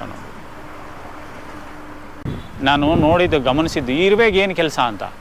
ಒಂದು ನೆಕ್ಸ್ಟ್ ಜನ್ರೇಷನ್ಗೆ, ನೆಕ್ಸ್ಟ್ ಭೂಮಿ ಉತ್ತಾಗ ನಾವು ಇವಾಗ ವೀಡಿಸೈಡ್ ಹೊಡೆದ್ರಿ ಹಾಳಾಗೋಯ್ತು ಅಂತ ಅಂದ್ಕೊಂಡ್ರಿ. ಈಗ ನಾವು ಬೀಜ ಹೂವು ಬರೋಕ್ಕೆ ಮುಂಚೆನೇ ಹೊಡೆದ್ಬಿಡ್ತೀರಿ, ಹೋಯ್ತು ನನ್ನ ತೋಟದಲ್ಲಿ ಏನೂ ಇಲ್ಲ ಅಂತ ನಾವು ಅಂದ್ಕೊತೀರಿ. ಮತ್ತು ಎಲ್ಲಿಂದ ಹುಡ್ತು? ಇರುವೆಗಳಿರ್ತಾವಲ್ಲ, ತೊಗೊಂಡೋಗಿ ಒಳಗಡೆ ಇಟ್ಟಿರ್ತಾವಲ್ಲ, ಮತ್ತೆ ತಂದ ಮೇಲೆ ಆಗ್ತವೆ ಒಂದು ಕೆಲಸ. ಆಮೇಲೆ ಭೂಮಿಯಲ್ಲಿರೋಂಥ ಏನು ಕೆಲವೊಂದು ಪೀಡೆಗಳಿರ್ತವೆ ಗಿಡಕ್ಕೆ ತೊಂದರೆ ಕೊಡುವಂಥದ್ದು, ಅವನ್ನ ತಿಂದು ಬದುಕ್ತವೆ ಸರ್ ಅವು. ಈ ಸಿಸ್ಟಮ್ ಯಾರಿಗೂ ಗೊತ್ತೇ ಇಲ್ಲ. ಇರುವೆ ಅಂದರೆ ಕ್ಲೋರೋಪೈರಿಪಾಸು, ಪೋರೆಟ್ಟು ಅಂತ ಬರ್ತದೆ, KG-ಗಟ್ಟಲೆ ತಂದು ಚೆಲ್ಬಿಡೋದು. ಗಿಡನ ತಿಂದಾಕ್ಬಿಡ್ತಾವಪ್ಪ, ಏನೂ ಸಿಗದೇ ಇದ್ದಾಗ ಮಾತ್ರ ತಿಂತವವು. ಒಂದು ಸರಿ ನಾನು ವೀಡಿಸೈಡ್ ಹೊಡೆದಾಗ ಸೌತೆ ಬೀಜ ಮಾಡಿದೆ, 3 ಸರಿ ಸೋಯಿಂಗ್ ಮಾಡಿದೆ, 3 ಸರಿ ತಿಂದಾಕ್ಬಿಟ್ಟು. ಕಾರಣ ಏನಂದರೆ ತಿನ್ನೋಕೆ ಅವಕ್ಕೇನು ಸಿಗಲಿಲ್ಲ. ಮಣ್ಣು ತಿಂದು ಬದುಕ್ತವ, ಅವಕ್ಕೂ ಏನೋ ತಿನ್ನಬೇಕಲ್ಲ. ಅದು ಚಿಗುರ್ತಾ ಇತ್ತು, ತಿಂದ. ನೋಡಿ ಎಷ್ಟು ಸಿಂಪಲ್ ಆಗಿದೆ. ಅಲ್ಲಿಗೆ ನಾವು ಯಾಕೆ ಅವನು ಸಾಯಿಸಬೇಕು? ಅವು ಕೆಲಸ ಅವು ಮಾಡ್ಕೊಳ್ಳಿ. ಈಗ ಸ್ನೇಲ್ಸು ತುಂಬ ತೊಂದರೆ ಕೊಡ್ತಾಯಿದೆ. ಅದು ಬೇರೆ ಥರ ಏನಿಲ್ಲ, ಬರೀ ಕಬಳಿಸೋದಷ್ಟೇ, ಅದು ರಾಕ್ಷಸತನ. ಅವ್ನು ನಾವು ಕಂಟ್ರೋಲ್ ಮಾಡಲೇಬೇಕು. ಕಂಟ್ರೋಲ್ ಮಾಡಲಿಲ್ಲ ನೋಡಿ, ಸೇಮ್ ಈ ಬೆಡ್ ನೋಡಿ ಏನಿಲ್ಲ, ಕ್ಲಿಯರ್ ಆಗಿದೆ. ಈ ಬೆಡ್ಡಲ್ಲಿ ಕಂಪ್ಲೀಟ್ ಎಲ್ಲ ಹೊಲದಲ್ಲೂ 2-3 ಸರಿ ಸೋಯಿಂಗ್ ಮಾಡಿರೋದು. ಈವನ್ ಹೀರೆಗಿಡನೂ ತಿಂದಿದೆ. ಹೀರೆಗಿಡ ತಿನ್ನಲ್ಲ ಅಂದ್ಕೊಂಡಿದೆ, ಅದನ್ನು ತಿಂದ್ಬಿಟ್ಟಿದೆ. ಅದು ಹಿಂಗೆ ಬೀಜ ಓಪನ್ ಆಗ್ತದಲ್ಲ ಸರ್, ಆ ಟೈಮಲ್ಲೇ ತಿಂದ್ಬಿಡ್ತು. ಈಗ ನಾವು ಏನು ತೂತು ಕಾಣಿಸ್ತಾ ಇದೆ ಅದೆಲ್ಲ ಸ್ನೇಲ್ಸ್ ತಿಂದಿರೋದು. ಹಾಂ, ರಾತ್ರಿ 6 ಗಂಟೆಯಿಂದ ಬೆಳಗ್ಗೆ 6 ಗಂಟೆವರೆಗೂ ಫುಲ್ ಆಕ್ಟಿವೇಟ್. ಹಗಲೊತ್ತು ಏನು ಸರ್ ಎಲ್ಲಿದೆ ಅಂತ ಹುಡ್ಕೊಂಡು ಹೋಗ್ಬೇಕು. ಈಗ ನಾನೇ ಹುಡುಕ್ಬೇಕು, ನಿಮ್ಗೆ ತೋರಿಸ್ಬೇಕಾದ್ರೆ. ಎಲ್ಲ ಹೋಗಿ ಬಚ್ಚಿಟ್ಕೊಂಡ್ಬಿಡ್ತವೆ. ಎಲ್ಲ ದೊಡ್ಡ ದೊಡ್ಡವೇ, ಇಷ್ಟು ದಪ್ಪ ಇದ್ದಾವೆ. ಸಣ್ಣ ತಾವಿಂದ ದೊಡ್ಡದವ್ರಿಗೆ ಎಲ್ಲನೂ ಬಗ್ಸೋದು. 5 ವರ್ಷ ಆಯಿತು ಸ್ಟಾರ್ಟ್ ಆಗಿ. ನಾನು ಏನು ಮಾಡಬೇಕು ಅಂತ ದಿಕ್ಕು ತೋಚಿಲ್ಲ. ಹಾಕಿದ ಬಂಡವಾಳನೂ ಬರ್ತಾ ಇರಲಿಲ್ಲ. ಮೊನೋಕ್ರಾಪ್ ಮಾಡ್ತಾಯಿದ್ದಿದ್ದು ಅವಾಗ. ಬೀನ್ಸ್ ಹಾಕಿದ್ರೆ ಬೀನ್ಸ್ನ ಕಂಪ್ಲೀಟ್ 3 ಸರಿ ಸೋಯಿಂಗ್ ಮಾಡಿರಿ, 3 ಸರಿ ತಿಂದಾಕೋದು. ಸೌತೆಕಾಯಿ ಹಾಕ್ರಿ, ತಿಂದಾಕು. ಏನು ಹಾಕಿದ್ರು ತಿಂದಾಕು. ಕೊನೆಗೆ ಯಾವ ಮಟ್ಟಕ್ಕೆ ಅಂದರೆ ಲೇಬರ್ಗೆ ಕಾಸು ಕೊಡೋಕ್ಕಾಗಲ್ಲ, ಆ ಮಟ್ಟಕ್ಕೆ ಆಗೋಯ್ತು. ಓಹೋ, ಇನ್ನು ಬದುಕೋಕ್ಕಾಗಲ್ಲ. ಆಮೇಲೆ ಲೇಬರ್ ಬೇರೆ ದುಬಾರಿ ಆಯಿತು. ಎಲ್ಲ ಬದಲಾವಣೆ. ಆಮೇಲೆ ಮಾರ್ಕೆಟಿಂಗ್ ನಾವೇ ಕಂಡ್ಕೊಳಕ್ಕಾಗಿ ಕೊರೋನಾ ಬಂದಾಯ್ತಲ್ಲ, ಸ್ವಲ್ಪ ಯಾರೋ ಹೆಲ್ಪ್ ಮಾಡ್ತೀನಿ. ಇವಾಗ ನೀವು ಬಂದ್ರಿ ಸರ್, ಬನ್ನಿ ನಾವು 4 ಜನಕ್ಕೆ ಹೇಳ್ತೀರಿ, ತೊಗೊಂಬನ್ನಿ. ಹಂಗೇ ಮೂವ್ ಮಾಡೋಕೆ ಹಿಡಿದೆ. ಈಗ ಹಂಗೇ ಮೂವ್ ಮಾಡ್ತಾಯಿದ್ದೆ. ಮಾರ್ಕೆಟನ್ನು ಕಂಪ್ಲೀಟಾಗಿ ನಿಲ್ಲಿಸ್ಬಿಟ್ಟೆ. ಮೊದಲೆಲ್ಲ ಮಾರ್ಕೆಟೇ, ನಾನು ಬೆಳೆದ್ರೂ ಮಾರ್ಕೆಟ್ಗೆ ಹೋಗ್ತಾ ಇದ್ದಿದ್ದು. ಏನೋ ಇಷ್ಟ ಹೋಗಲಿ, ಮಾರ್ಕೆಟ್ಗೆ ಹಿಂದೆ ಹೋಗ್ತಾ ಇರಲಿಲ್ಲ. ಅಲ್ಲಿ ನೋವು ಜಾಸ್ತಿ. ಬೇಕು ಅಂತ ಎತ್ತಿ ತೋರಿಸೋರು, ಇದು ಸರಿ ಇಲ್ಲ, ಇದು ಹಂಗಿದೆ. ಅಲ್ಲೆಲ್ಲ ಕೆಮಿಕಲ್ ಹೊಡ್ಕೊಂಬಂದಿರೋರು ನೋಡಿ ಈ ಥರ ಕಾಣಿಸೋದು, ಕಾಯಿ ಈ ಥರ ಇರ್ತದೆ, ಈ ಥರ ತರ್ತಾರೆ. ನಾನು ಈ ಥರ ತೊಗೊಂಡೋದ್ರೆ ಯಾರು ತೊಗೊಳ್ತಾರೆ? ಆ್ಯಕ್ಚುಲಾಗಿ ಇದು ಕೆಟ್ಟದ್ದಲ್ಲ. ನೋಡಿ ಸಿಂಪಲಾಗಿ ತೋರಿಸ್ತೀನಿ ಏನಾಗಿದೆ. ಇಲ್ಲಿ ನೋಡಿ ಚೆನ್ನಾಗಿದೆ. ಇಲ್ಲಿ ಇದಿಷ್ಟು ಮಾತ್ರ ಡ್ಯಾಮೇಜ್ ಇದೆ. ಇದನ್ನು ತೆಗಿಯೋಷ್ಟು ಪೇಷನ್ಸ್ ನಮಗಿಲ್ವಾ? ನೋಡಿ ಇಷ್ಟೇ ಡ್ಯಾಮೇಜು. ಇದು ಚೆನ್ನಾಗಿದೆ. ಎಲ್ರಿಗೂ ಇದೇ ಬೇಕು. ಇದೇ ಬರಬೇಕು ಅಂದರೆ ಪ್ರತಿ 2 ದಿನಕ್ಕೆ ಒಂದ್ಸರಿ ವಿಷ ಹೊಡಿಬೇಕು. ಇದು ಸಾಲಲ್ಲ. ಇದು ಕೆಲಸ ಮಾಡಲ್ಲ. ಸಾವಯವ ಕೃಷಿ ಅಂತ ಬಂದಾಗ ನಮಗೆ ಮುಖ್ಯವಾಗಿ ಬರೋದು ಕೆಮಿಕಲಲ್ಲೇ ಕಂಟ್ರೋಲ್ಗೆ ಬರೋದಿಲ್ಲ. ಇನ್ನು ಆರ್ಗ್ಯಾನಿಕಲ್ಲಿ ಏನು ನೋಡಿದ್ರೆ ಇದೆಲ್ಲ ಕಂಟ್ರೋಲ್ಗೆ ಬರುತ್ತೆ ಅಂತ ಎಲ್ಲರೂ ಪ್ರಶ್ನೆ. ಎಸ್ಪೆಷಲಿ ತರಕಾರಿಗಳಲ್ಲಿ ಎಲ್ಲದರಲ್ಲೂ ಈಗ ಹೌದು, ಈಗ ಕಾಮನ್ ಆಗಿಬಿಟ್ಟಿದೆ. ರೋಗ ಅನ್ನೋದು ಎಲ್ಲದರಲ್ಲೂ ಇದೆ. ಹೌದು, ಒಂದು ಕಾಲದಲ್ಲಿ ಇಂಥದಕ್ಕೆ ರೋಗನೇ ಬರೋದಿಲ್ಲ, ಇದನ್ನು ಬೆಳೆದ್ರೆ ಆರಾಮಾಗಿ ರಾಗಿ ಥರ ಬೆಳಿಬೋದು ಅಂದರೆ ಇವನ್ ರಾಗಿಗೂ ಬಂದುಬಿಟ್ಟಿದೆ. ಮೊದಲನೇದಾಗಿ ಭೂಮಿಯ ಫಲವತ್ತತೆ. ಭೂಮಿ ಫಲವತ್ತತೆ ಮಾಡೋದು ಅಂತಂದರೆ ಹೊರಗಡೆಯಿಂದ ಮಣ್ಣುಗಳು ಗೊಬ್ಬರಗಳು ತಂದು ಹಾಕೋದು, ಅದನ್ನು ಶೇಖರಣೆ ಮಾಡಿ ಬೆಳೆಯೋದು ಅಲ್ಲ. ಮೊದಲನೇದು ಭೂಮಿಯಲ್ಲಿ ಹಸಿರೆಲೆ ಗೊಬ್ಬರಗಳು. ಹಸಿರೆಲೆ ಗೊಬ್ಬರಗಳು ಅಂತಂದರೆ ನೀವು ಹೊರಗಡೆಯಿಂದ ತಂದು ಹುರುಳಿ ಚೆಲ್ತಿರೋ, ಅಲಸಂದಿ ಹಾಕ್ತಿರೋ, ಅದು ನಿಮಗೆ ಬಿಟ್ಟಿದ್ದು. ಆದರೆ ಕಳೆಗಳನ್ನು ಮಾತ್ರ ತೆಗೆದು ಆಚೆ ಹಾಕಬೇಡಿ. ಕಳೆಗಳನ್ನು ಮೊದಲು ಭೂಮಿಗೆ ಸೇರಿಸಿ. ಕಳೆ ಮತ್ತು ಭೂಮಿ ಏನು ಬೆಳೆ ಹಳೆ, ಈಗ ಬೆಳೆನ ಹೀರೆಕಾಯಿ ಇದೆ, ಬೆಂಡೆಕಾಯಿ ಇದೆ, ಇದನ್ನು ಗಿಡ ಕಿತ್ತ ಮೇಲೆ ಇದನ್ನು ಕಾಂಪೋಸ್ಟ್ ಮಾಡಿ ಮತ್ತೆ ಭೂಮಿಗೆ ಹಾಕಿ. ಇಲ್ಲ ನಿಮ್ಗೆ ಸಾಧ್ಯ ಆಯಿತಾ ಭೂಮಿಯಲ್ಲಿ ಅಲ್ಲೇ ಬಿಟ್ಬಿಡಿ. ಅದು ನಿಜವಾದ ಗೊಬ್ಬರ ಆಗುತ್ತೆ. ಮತ್ತು ಪೋಷಕಾಂಶಗಳ ಆಗರನೂ ಅದು. ಆ್ಯಕ್ಚುಲಾಗಿ ನಮಗೆ ಬೇಕಾಗಿರೋದು ಹಣ್ಣು ಮಾತ್ರ. ಗಿಡನ ಸುಡೋದಾಗಲಿ ಹೊರಗಡೆ ಭೂಮಿಯಿಂದ ಆಚೆ ಆಗೋದಾಗಲಿ ಮಾಡಬೇಡಿ. ಭೂಮಿಯ ಫಲವತ್ತತೆ ಕಡೆ ಹೆಚ್ಚು ಗಮನವನ್ನು ಕೊಟ್ಟಾಗ ಭೂಮಿ ಫಲವತ್ತತೆ ಆದರೆ ನಿಮಗೆ ರೋಗಗಳ ಬಾಧೆ 50% ಕಮ್ಮಿ ಆಗುತ್ತೆ. ಇನ್ನು 50%ಅಲ್ಲಿ ನಾವು ಏನು ಮಾಡಬೇಕು ಅಂದರೆ ಯಾವ ಸೀಸನಲ್ಲಿ ಯಾವ ಬೆಳೆ ನೆಟ್ಟರೆ ಅದಕ್ಕೆ ರೋಗ ಬರೋದಿಲ್ಲ, ಇಳುವರಿ ಜಾಸ್ತಿ ಬರುತ್ತೆ. ಅಂಥ ಬೆಳೆನ ಆಯ್ಕೆ ಮಾಡಿ, ಆ ಬೆಳೆ ಆಯ್ಕೆ ಮಾಡಿದಾಗ ಮಾನೋಕ್ರಾಪಿಂಗ್ ಮಾಡೋರು ಆ ಸೀಸನಲ್ಲಿ ನಿಮಗೆ ರೋಗ ಬಾಧೆ ಕಮ್ಮಿ ಇರುತ್ತೆ. ನೀವು ಕೊಡೋವಂಥ ಔಷಧಿಗಳು ಏನು ಭೂಮಿ ಫಲವತ್ತತೆ ಆದ ನಂತರ ನಾವೇನು ಈಗ ಫಸ್ಟ್ ಏನು ಮಾಡ್ತೀರಿ, ಭೂಮಿಗೆ ಜೀವಾಮೃತನ ಹೆಚ್ಚಿಗೆ ಕೊಡ್ತೀನಿ. ಜೀವಾಮೃತದ ಜೊತೆಗೆ ಗೋಕೃಪಾಮೃತ ಅಂತ ಒಂದು ಕಲ್ಚರ್ ಇದೆ, ಅದನ್ನು ನಾವೇ ತಯಾರು ಮಾಡಿಕೊಂಡು ಭೂಮಿಗೆ ಕೊಡ್ತಾಯಿವಿ. ಆ ನಂತರ ಏನು ಹೇಳ್ತೀರಿ, ಗ್ರೀನ್ ಮೆನ್ಯೂರ್ಸ್ ಇದೆ, ಅದನ್ನು ಆಲ್ರೆಡಿ ಭೂಮಿಗೆ ಕೊಟ್ಟಾಗಿರ್ತದೆ. ಅದು ಹೇಳಿದ್ನಲ್ಲ, ಹುರುಳಿ, ಅಲಸಂದೆ, ತೊಗರಿ ಮತ್ತು ಎಣ್ಣೆಕಾಳುಗಳು ಮತ್ತು ಏಕದಳ ಧಾನ್ಯಗಳು ಎಲ್ಲನೂ ಬೆಳೆಸಿ ಭೂಮಿಗೆ ಸೇರಿಸುವಂಥದ್ದು. ಇಲ್ಲಾಂದರೆ ಡಯಾಂಚ, ಸನ್ಹ್ಯಾಂಪು ಈ ಥರದ ಬೆಳೆಗಳನ್ನು ಬೆಳೆಸಿ ಅವೆಲ್ಲ ಹುಲ್ಲಿನ ಬೀಜಗಳು, ಅವನ್ನು ಬೆಳೆಸಿ ಭೂಮಿಗೆ ಸೇರಿಸುವಂಥದ್ದು. ಆವಾಗ ಭೂಮಿ ಫಲವತ್ತತೆ ಆಯಿತು. ಅದರ ನಂತರ ಅದನ್ನು ಚೆನ್ನಾಗಿ ಕಾಂಪೋಸ್ಟ್ ಆಗಲಿಕ್ಕೆ ನಾವು ಇವತ್ತೇನು ಜೀವಾಮೃತ ಅಂತ ಹೇಳ್ತೀರಿ, ಆ ಜೀವಾಮೃತನ ಮತ್ತು ಏನು ಗೋಕೃಪಾಮೃತ ಅಂತ ನಾನು ಕಲ್ಚರ್ ಯೂಸ್ ಮಾಡ್ತಾಯಿದ್ದೀನಿ. ಅದನ್ನು ಭೂಮಿಗೆ ಸ್ವಲ್ಪ ಮಟ್ಟಿಗೆ ಭೂಮಿ ಪ್ರಿಪ್ರೇಷನ್ ಏನು ಮಣ್ಣಿನ ಗೋಂಗೂರ ಅದಕ್ಕೆ ಕೊಡ್ತೇನೆ. ಆ ನಂತರ ನೀವು ಗೊಬ್ಬರ, ಅದು ನಿಮ್ಮ ಆಯ್ಕೆ. ನೀವು ಕೊಟ್ಟಾಗ ಸ್ವಲ್ಪ ಇಳುವರಿ ಜಾಸ್ತಿ ಬರುತ್ತೆ. ಅದು ನಿಮ್ಮ ಮನಸ್ಥಿತಿಗೆ ಬಿಟ್ಟಿದ್ದು. ನೀವು ಮಾರ್ಕೆಟಿಂಗ್ ಹೇಗೆ ಮಾಡ್ತೀರಿ, ನೀವು ಯಾರಿಗೆ ಏನು ಕೊಡಬೇಕು, ಗೊಬ್ಬರ ಕೊಡೋದು ನಿಮ್ಮ ಶ್ರಮಕ್ಕೆ, ಅದು ನಿಮ್ಮ ಇದಕ್ಕೆ ಬಿಟ್ಟಿದ್ದು. ಅದು ನಾನು ಕೊಡಲೇಬೇಕು ಅಂತ ಹೇಳೋದಿಲ್ಲ. ಆ ನಂತರ ಭೂಮಿಗೆ ಇವೆಲ್ಲ ಕೊಟ್ಟು ನಾಟಿ ಮಾಡಿದ ನಂತರ ನಿಮಗೆ 15 ದಿನದವರೆಗೂ ನಿಮಗೇನು ಸಮಸ್ಯೆ ಇರೋದಿಲ್ಲ. ಒಂದು ವೇಳೆ ಬಂದ್ರೂ ಮೊದಲನೇದಾಗಿ ಗಂಜಲ, ನಾಟಿ ಹಸುವಿನ ಗಂಜಲಾನ ನೀವು ಡೈಲ್ಯೂಟ್ ಮಾಡಿಕೊಂಡು ಸ್ಪ್ರೇ ಮಾಡ್ಬೋದು. ಏನು ಗಿಡದ ಮೇಲೆ ಏನೋ ಒಂದು ಮೊಟ್ಟೆ ಕಾಣಿಸ್ತು, ಒಂದು ಚಿಟ್ಟೆ ಕಾಣಿಸ್ತು, ಒಂದು ಸಣ್ಣ ಹುಳ ಕಾಣಿಸ್ತು, ಅದಕ್ಕೆ. ಆನಂತರ ಬೇವಿನ ಎಣ್ಣೆಯಿಂದನೂ ಕಂಟ್ರೋಲ್ ಮಾಡ್ಬೋದು. ಈರುಳ್ಳಿ, ಬೆಳ್ಳುಳ್ಳಿ, ಶುಂಠಿ ಕಷಾಯದಿಂದನೂ ಕಂಟ್ರೋಲ್ ಮಾಡ್ಬೋದು. ಬೇವಿನ ಎಲೆಯನ್ನು ಗಂಜಲದಲ್ಲಿ ನೆನೆಸಿ ಸ್ಪ್ರೇ ಮಾಡ್ಬೋದು. ಈ ಥರ ಗೋಕೃಪಾಮೃತವನ್ನು ಡೈಲ್ಯೂಟ್ ಮಾಡಿ ಸ್ಪ್ರೇ ಮಾಡೋವಂಥದ್ದು, ಜೀವಾಮೃತವನ್ನು ಡೈಲ್ಯೂಟ್ ಮಾಡಿ ಅದನ್ನು ಸ್ಪ್ರೇ ಮಾಡಿ. ಅದು ಬೆಳವಣಿಗೆ ವರ್ಧಕವಾಗಿ ಮತ್ತು ಗಿಡದ ಪೌಷ್ಟಿಕಾಂಶಗಳ ಆಗರವಾಗಿರೋದ್ರಿಂದ ಅದು ಬೆಳವಣಿಗೆ ಮತ್ತು ಗ್ರೀನಿಷನ್ನು ಹೆಚ್ಚಿಗೆ ಕೊಡ್ತದೆ. ಈ ಥರ ಕೆಮಿಕಲ್ಗೆ ಆಲ್ಟರ್ನೇಟ್ ಆಗಿ ನೀವು ಇದನ್ನು ಎವರಿ 3 days 5 days ಇಂಟರ್ವಲಲ್ಲಿ ನೀವು ಅದು ಸ್ಪ್ರೇ ಮಾಡ್ತಾ ಇದ್ದಾಗೆ ಅದಕ್ಕೆ ರೆಸಿಸ್ಟೆನ್ಸ್ ಬರುತ್ತೆ. ಅದು ಯಾಕೆಂದರೆ ಕೆಮಿಕಲ್ ಆದರೆ ರೆಸಿಸ್ಟೆನ್ಸ್ ಕಮ್ಮಿ ಮಾಡುತ್ತೆ.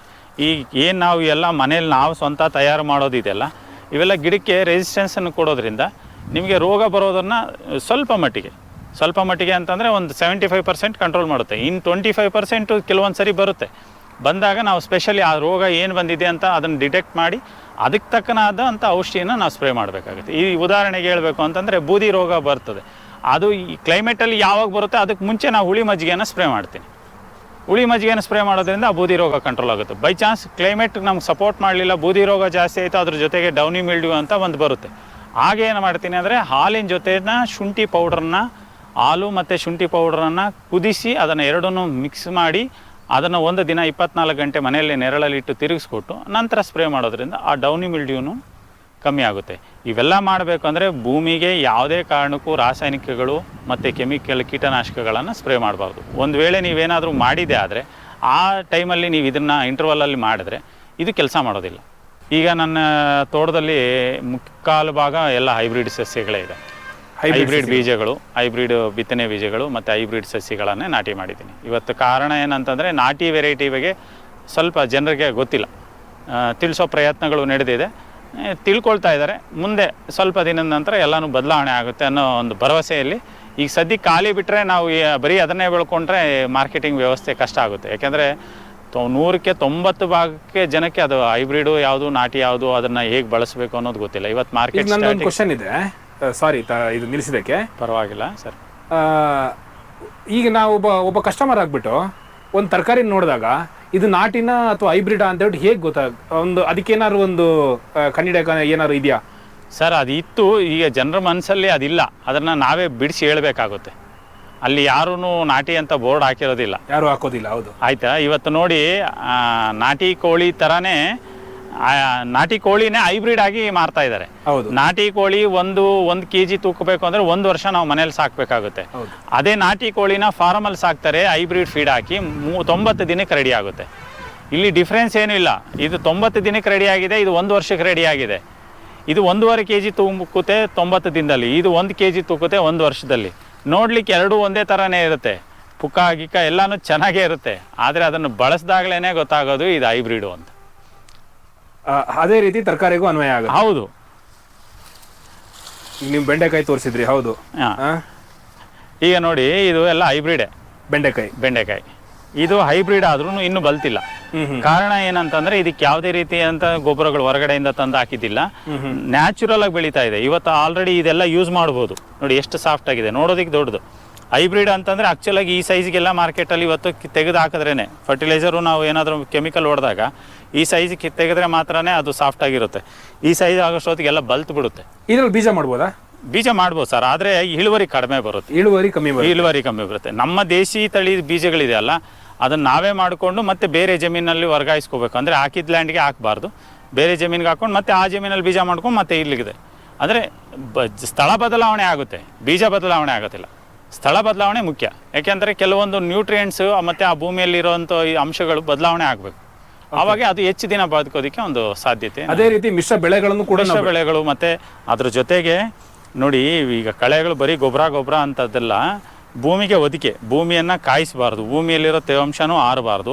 ಅದ್ರ ಜೊತೆಗೆ ನಮಗೆ ದೈನಂದಿನ ಆಹಾರಕ್ಕಾಗಿ ಏನು ಇವತ್ತು ನಾವು ಬರೀ ಪಾಲಕು ಸಬ್ಬಕ್ಕಿ ಮೆಂತ್ಯ ಅಂತೇಳಿ ಹೊರಗಡೆ ಹೋಗಿ ಇವತ್ತು ಕೊಂಡ್ಕೊಂಬರ್ತೀರಿ, ಅದಕ್ಕಿಂತ ಹೆಚ್ಚು ಪೌಷ್ಟಿಕಾಂಶಗಳನ್ನು ಹೊಂದಿರುವಂತಹ ಇವು ಏನು ಕಳೆ ಸಸ್ಯಗಳನ್ನ ನಾವು ಆಹಾರವಾಗಿ ಬಳಸೋದ್ರಿಂದ ನಮ್ಮ ಆರೋಗ್ಯ ದಿನಾನು ಆರಾಮಾಗಿ ವೃದ್ಧಿ ಆಗುತ್ತೆ.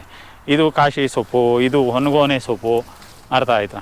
ಮತ್ತು ನೋಡಿ ಮೌಂಟನ್ ಸ್ಪಿನಾಚು, ಚಕ್ಕೋತ ಸೊಪ್ಪು, ಚಕ್ಕೋತ ಅಂತ ಇದಿದೆ ನೋಡಿ, ಮರವಾಗಿ ಬೆಳೀತಾ ಇರ್ತದೆ. ಈ ಥರದ ಸೊಪ್ಪುಗಳನ್ನು ನಾವು ಕಳೆಗಳ ರೂಪದಲ್ಲೇ ನಾವು ತೋಟದಲ್ಲಿ ಬೆಳೆಸ್ಕೊಂಡಿದ್ದೇವೆ. ಇವು ಯಾವುದೂ ಬಿತ್ತನೆ ಮಾಡಿದ್ದಿಲ್ಲ, ಅಲ್ಲೇ ಒಂದಷ್ಟು ಗಿಡಗಳನ್ನು ಬಿಟ್ಟರೆ ಅವೇ ನೆಕ್ಸ್ಟ್ ಮುಂದೆ ಬೆಳೀತಾ ಹೋಗ್ತವೆ. ಮತ್ತು ನಮಗೆ ಆಹಾರದ ಮೂಲವಾಗಿ, ಭೂಮಿಗೆ ಗೊಬ್ಬರದ ಮೂಲವಾಗಿ ಉಪಯೋಗಕ್ಕೆ ಬರ್ತವೆ. ಹೈಬ್ರಿಡ್ಗಳನ್ನ ನಾನು ಈಗಾಗಲೇ ನಿಮಗೆ ವಿಡಿಯೋದಲ್ಲಿ ಹೇಳ್ದಾಗೇ ಸೀಸನಲ್ಲಲ್ಲಿ ಹೋಗಿ, ಸೀಸನಲ್ ಅನ್ನೋದು ಮೇಯ್ನ್ ಮುಖ್ಯ.